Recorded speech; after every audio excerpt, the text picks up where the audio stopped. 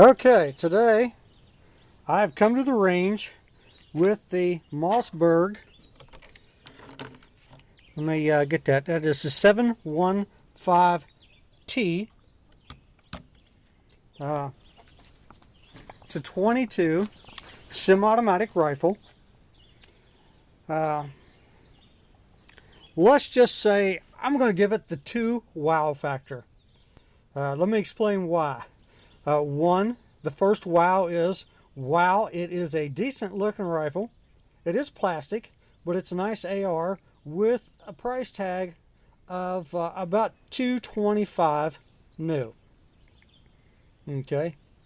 Let me give it the second wow. Wow, I can't believe how many problems and how cheaply the inside of this gun was put together. I got it off of a friend. He had a lot of problems with it. The bolt itself sometimes would jam and you could not get it open. And then sometimes while you were shooting it, the bolt would automatically lock open because it has a built-in lock right there. So what I had to do is I had to take the whole casing apart and get up inside of here and grind all that up in the top and the sides and make it smooth so that the bolt would slide back and forth really easy. I'm guessing it was a cast and they just didn't polish it and do a finish up job on it, so it was rough and it just had a lot of problems. Now I've done all the polishing on the feed ramp, the inside of the bolt carrier, and we brought it to the range. We're going to see how well it performs. I know everybody complained about the 25 round mags. They couldn't load more than 9 or 10 shells in them. I didn't have any problem loading the shells in them, but let's see if we have any problems getting the shells back out. Alright, so what we're going to do is we're going to set you up, and how about I just kind of turn it around here so that maybe we can see the gun and see if it jams or anything like that on it. Alright, and we're going to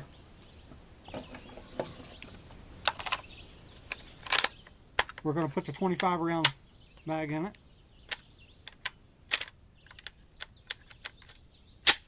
And let's see if it's going to work.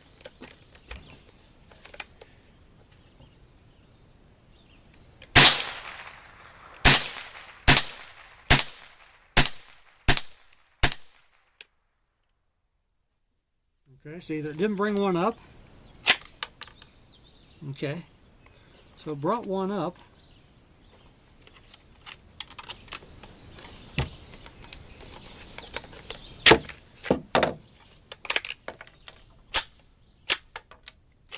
All right, let's try it again.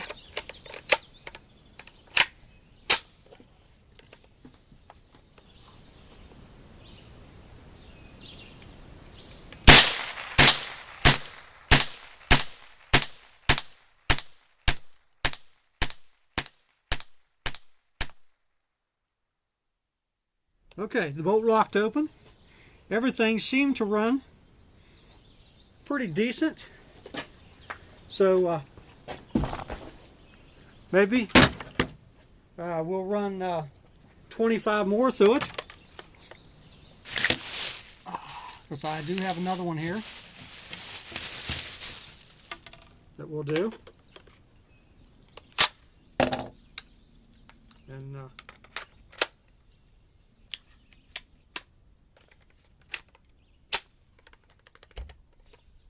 actually, I only loaded 20 in this one, so I thought maybe less compression, maybe it would operate a little better. So let's see how it works.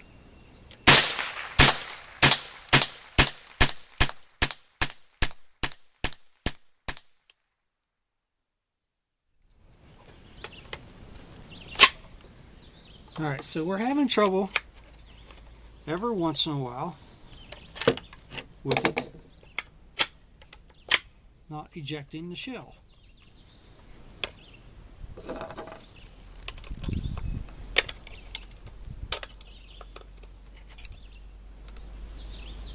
Oh, that's why one's caught up here in the top. Get that one out. Now we can get the other one out. The other one's probably good. So I'd say, as we're shooting it, something about the extractor's not kicking it out good.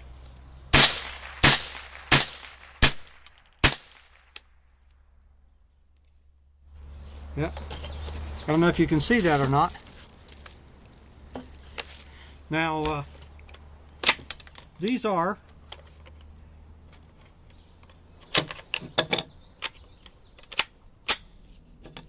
Remington Golden bullets.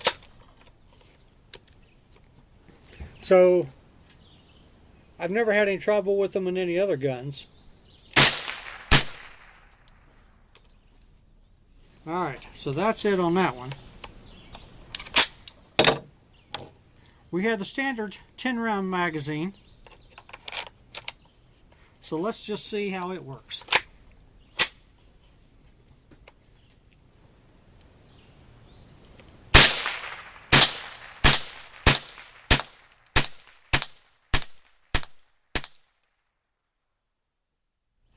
Okay, that seemed to work pretty decent, but we're having trouble with jamming issues.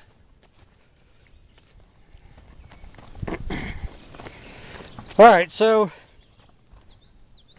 what I was doing was I was shooting these were from the Smith & Wesson 22A pistol. So I was aiming at the bullseye with the MOSSBERG, and it's shooting it low, but it does hold a good pattern. So, and like I said, for 40 feet, that's not really that bad. Open sights, and I'm squeezing the trigger pretty fast. So it holds a decent pattern for the rifle. If we could just figure out how to eliminate the jamming issue, which is caused by extracting. For some reason it's not pulling it out, or, well, it's pulling it out, it's just not pulling it out good, or something's catching it and it's flipping it back in and jamming. So you can see what we had with the problems on it. Maybe we will get a chance and we'll take a better look, tear it back down again and see. Like I said, it is a nice little rifle. It's lightweight. It's pretty much all plastic, but you have your rail that you can put a red dot up on. You can do your flashlights, lasers. You can do scope. It has a collapsible stock on it. All in all, it's a nice little rifle. It just wasn't. Yeah, it just wasn't finished off good when they did it, the inside of the gun itself.